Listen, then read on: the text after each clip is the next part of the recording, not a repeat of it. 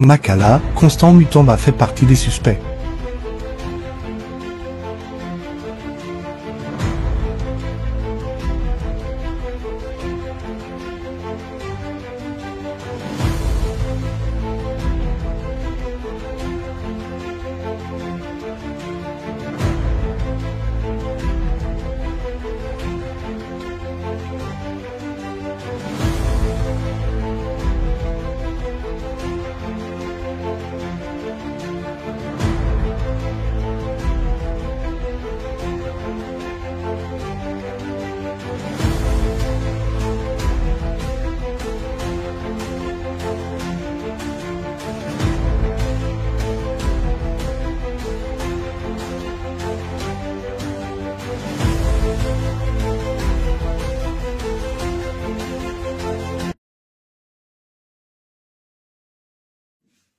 Déclaration du Conseil national de la résistance congolaise et de la PARECO-RC.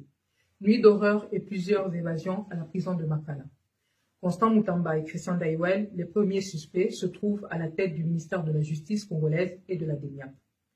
Le CNRC et la PARECO-RC demandent une enquête indépendante. Paris, le 6 septembre 2024.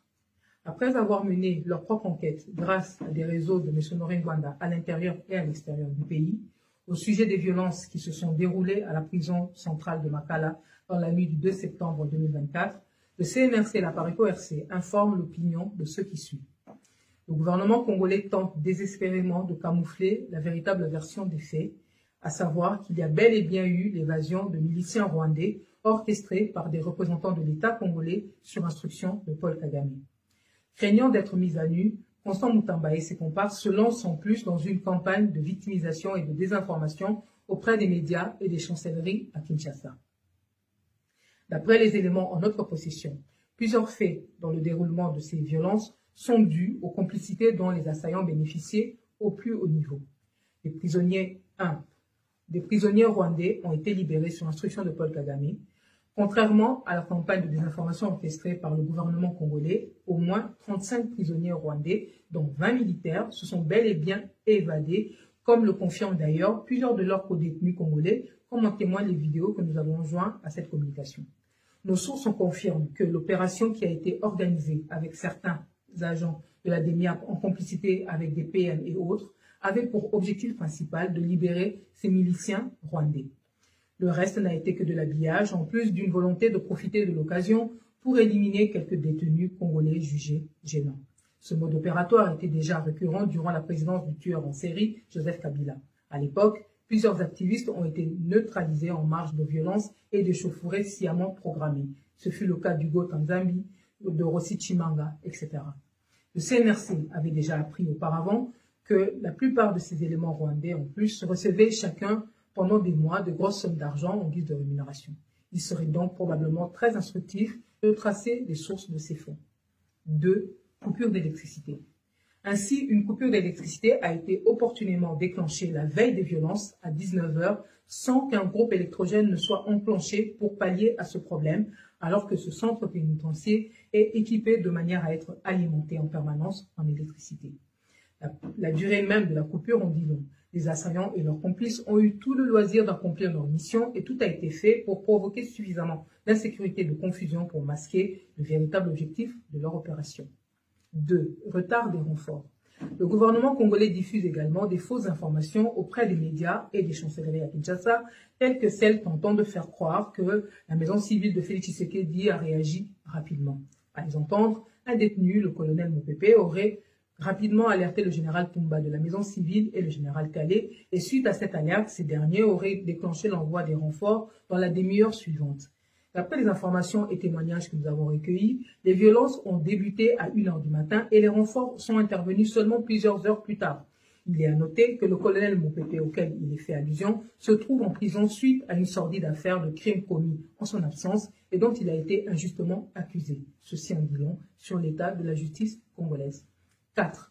Zarko Sefou, dit TGV, un témoin gênant pour le ministre Constant Mutomba et prisonnier personnel de ce dernier.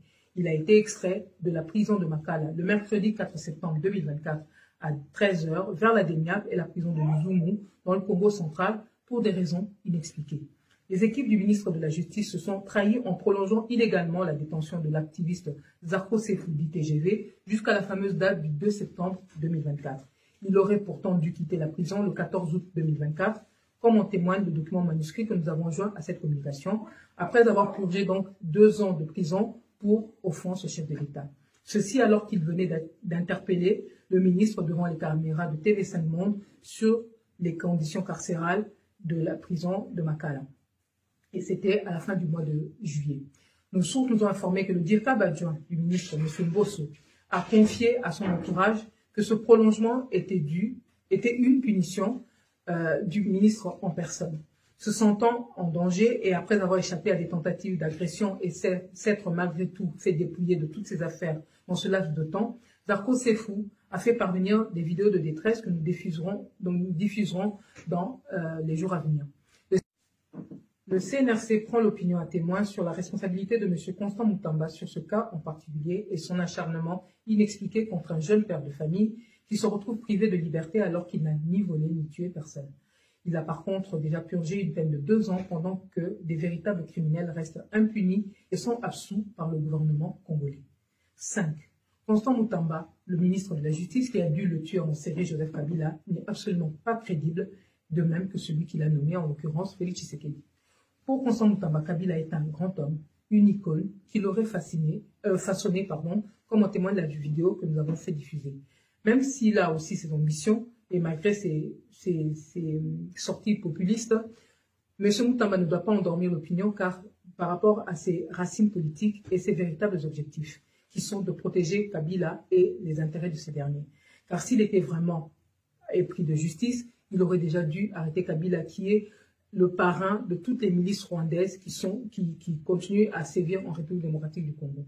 Tous les Congolais ont chacun encore en tête les nombreux massacres dont le mentor donc, de M. Moutamba s'est rendu coupable. Des fosses communes de Maluku, au massacre de Tingitingi, de Poeto, de Mouchake, en passant par les affaires d'assassinat de Floribert Chebeya, Rossi Chimanga, Armand Tungulu, les adeptes de Bundu Dia Congo, de Mukungubile, etc. Quant à Christian Daiwel, qui pilote certaines de ses enquêtes en rapport avec la prison de Makala, le CNRC invite chaque Congolais à ne pas oublier qu'il n'y a pas si longtemps, Kabila l'utilisait pour acheter des armes destinées aux milices rwandaises qui exterminent les Congolais, comme nous l'avions relevé dans une de nos publications précédentes. Nos sources nous ont également informé qu'il est actuellement encore impliqué dans plusieurs actes criminels dont les Congolais sont victimes. Il n'y a pas eu que Chemin Chebeya. De tous ces faits et de tant d'autres à propos desquels nous reviendrons prochainement, le CNRC et la PARECO-RC appellent la communauté internationale et toutes les ONG de défense des droits de l'homme à se mobiliser pour qu'une enquête internationale et indépendante soit mise en place et définisse les véritables responsabilités des uns et des autres ainsi que le nombre réel des victimes qu'il y a eu dans cette prison de Makala. Ceci plutôt que de s'en tenir à la version distillée par un gouvernement congolais dont le ministre de la Justice est un adepte du tueur en série Joseph Kabila, dont il semble déjà reproduire les actes criminels. Notre mouvement attire également l'attention de tous sur le sort du directeur de la prison, M. Youssouf Joseph Maliki. Bien qu'il soit impliqué dans de multiples cas d'extorsion d'argent des prisonniers et serait en fuite, il faudrait néanmoins le sécuriser pour qu'il puisse témoigner dans cette grave affaire. Nous rappelons également, enfin, que la République démocratique du Congo est toujours un pays occupé, notamment par le Rwanda.